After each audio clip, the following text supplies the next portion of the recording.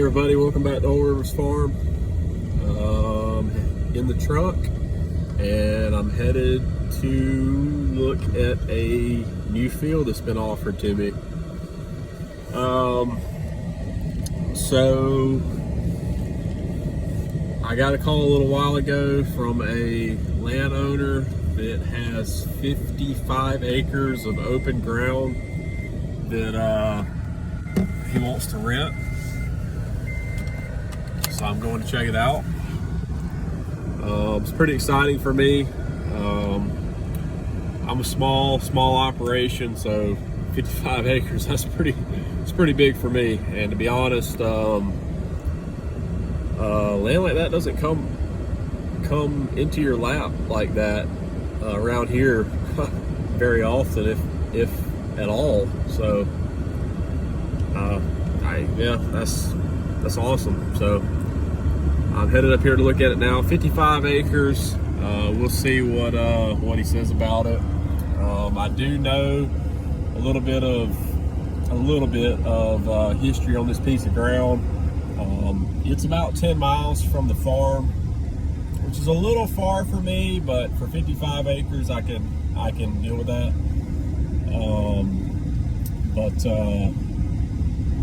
So I've rode past the field a little bit. It's on a highway or off of a highway, 4-lane highway, and I usually don't go that way if I can help it. I like to take back roads, but I maybe rode past that field 5 times in the past 3 years or so. So I don't really remember much about it. I don't really want to study it too hard, but I do know that the guy was farming it.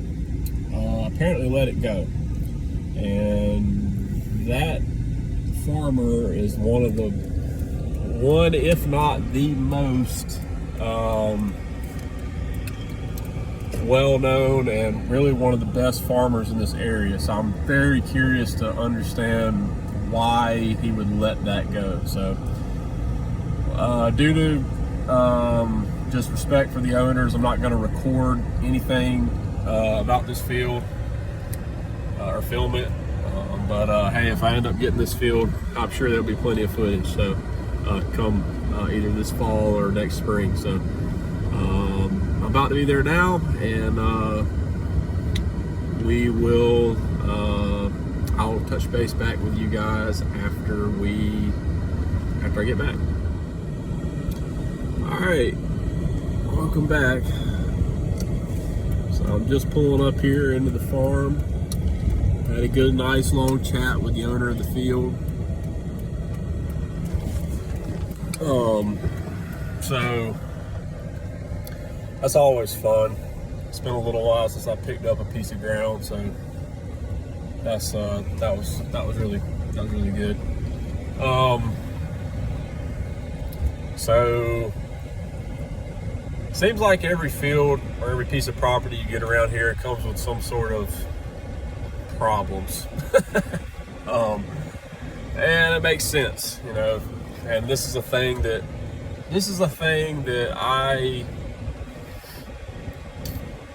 it hits home with me, because being a beginning farmer, well, I'm not a first generation farmer. My grandparents farmed, my parents did not farm, and but my grandparents farmed way before I was even born.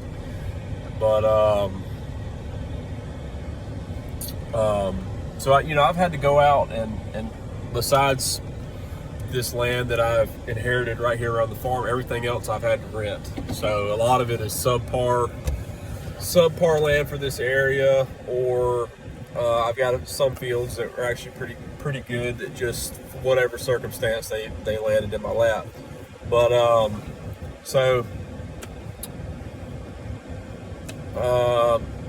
got to the field. It was relatively clean. There was some dog fennel that were probably about waist high growing out there, but it really was sporadic. It wasn't thick or anything. Definitely a sandy field. Kind of not beach sand, but definitely had a sandy base to it. It had a pivot on it. So that's the first time that that surprised me probably more than anything, is there was a pivot out there. I've never done any irrigating on any type of scale like that, so that was crazy. But basically the deal is the reason that it was let go by the other farmer is the ground's really light, and how the field is shaped is kind of like it goes up, like kind of on the edges, and then the middle 30-40 acres is flat, and then it kind of tapers off. Basically the whole outer edge of the field is like a slow grade, like tapering off towards the edge of the field. So I'm guessing erosion, or what he said was erosion. It was just getting so, erosion was getting terrible, dirt was moving places, getting in the ditch, just said they were losing a lot of topsoil, and it was getting worse, and they were trying to basically trying to tell the guy that, you know, we're gonna have to try something else, because this isn't working. We're having to pay to try to fix these problems. And they said he was trying to work through it, but without getting too much in details, they decided to move on to somebody else. So the only stipulation on this field is they don't want any tillage done. I'll take that back. They don't want a disc on the place. No disking. They don't want any chisel plowing. They said strip till, no till. It's the only two options. So, being as I don't have a no-till drill and I don't have a strip till planter, that's pretty difficult to make that happen. The price per acre was actually pretty reasonable, I thought. So I'm gonna think about it, let him know. I thought about maybe renting a no-till drill. They're pretty easy to rent around here, and maybe putting in a crop of oats or possibly rye out there this fall. We'll see. I'll think about it. That's a lot of land to do a no-till experiment on. I know when I did the beans a couple of years ago, I wasn't too happy, but that was on this really good stiff land out here around the farm. It didn't do well at all, but that's just 1 year. I mean, it's hard to tell if it would do good or not again. But so that would be a thought on that light ground, that maybe the drill would penetrate a little bit better, which it was penetrating good. But I just think those beans, man, they just struggle from day one, and I'm not sure why. It wasn't great. And so I figured maybe in this sand ground, maybe I could get a small grain crop going, or next spring, if I could find somebody to strip till that field, I could plant some corn out there. But yeah, we'll see. I don't know. I'm not sure yet. I'm gonna think it through, figure out. It's not any type of farming that I'm doing on any type of big scale, no-till. I'm doing strip till right now with my pumpkins, and it works fantastic. But like I say, I don't have strip till planters, and I have very limited experience with no-till. So, it's such a big field. It's a huge gamble. So, I don't know if I'll roll the dice and go for it or not. But yeah, I don't think that field's going to be a field where you can bring a disc into it anytime soon. Just the topsoil it's moving. It's real sandy. It's a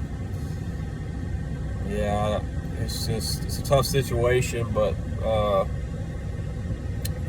I feel like if you were to go disc that up, it would just be washing all over the place. So it's got to be no-till, and maybe one day I'll have some strip till planters, but you can't just keep growing oats on it. You can't just keep on no-tilling small grains year after year on it. So I don't know if I've got anybody over in that area that would be willing to do some strip till planting for me, but that would be the key. So all right, I've rambled on long enough, but thank you guys for watching. Just figured I would tell you about this potential new field that I'm going to get, because I haven't picked up much lately, especially nothing that big. So pretty excited about it.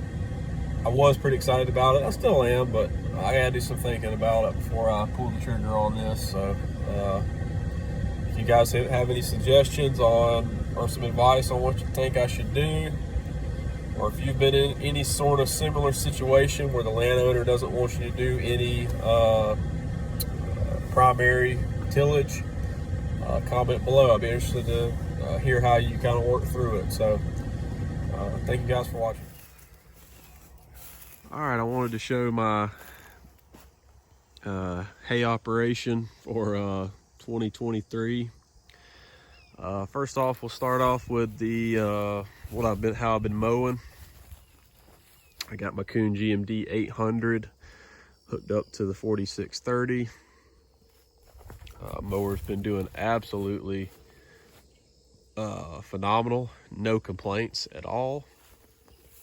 We're raking with the John Deere 2640 and the Grizzly 4-wheel side rake. Can actually make more time with this little rake than I thought. I was kind of dreading it using this, but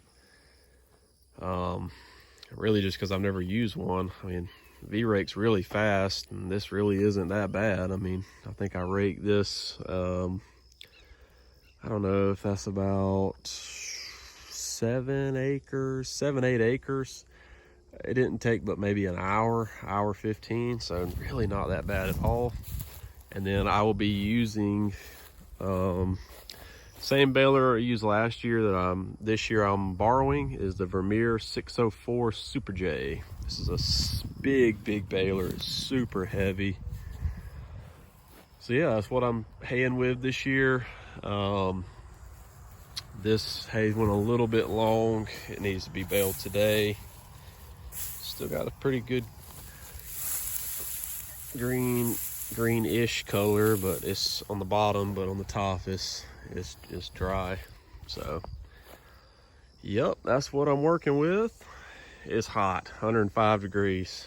It's pretty rough haymaking weather right now. You talk about, no joke, you can cut one day and basically bale the next. That's how hot it is right now. So yeah, first cut continues on, about a month late. Still working on it, but once we get into August and September, should be good. A good second cut. So